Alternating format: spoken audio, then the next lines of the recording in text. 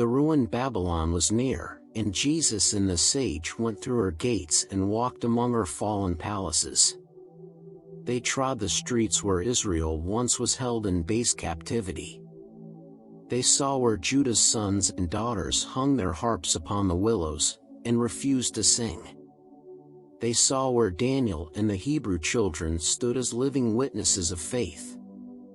And Jesus lifted up his hands and said, "Behold the grandeur of the works of man.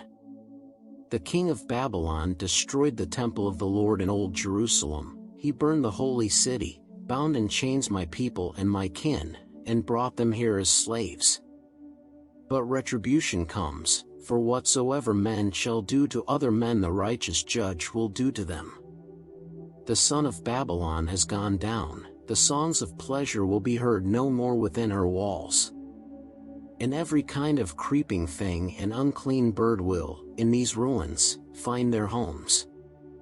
And in the temple Belus, Jesus and Ashbina stood in silent thought. Then Jesus spoke and said, "Behold this monument of folly and of shame. Man tried to shake the very throne of God, and he essayed to build a tower to reach to heaven, when, lo, his very speech was snatched away, because in lofty words he boasted of his power. And on these heights the heathen Baal stood, the god wrought out by hands of man. Upon yon altar, birds, and beasts, and men, yet children have been burned in awful sacrifice to Baal.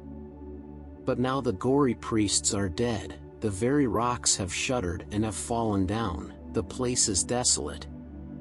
Now, in the plains of Shinar Jesus tarried yet for 7 days, and, with Ashbina, meditated long upon the needs of men, and how the sages could best serve the coming age. Then Jesus went his way, and after many days he crossed the Jordan to his native land. At once he sought his home in Nazareth.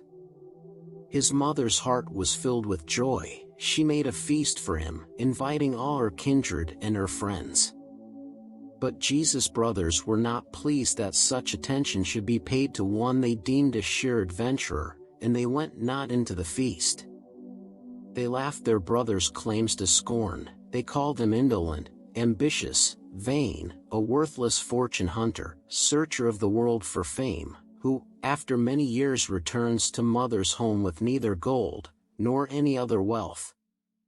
And Jesus called aside his mother and her sister, Miriam, and told them of his journey to the east. He told them of the lessons he had learned, and of the works that he had done. To others he told not the story of his life.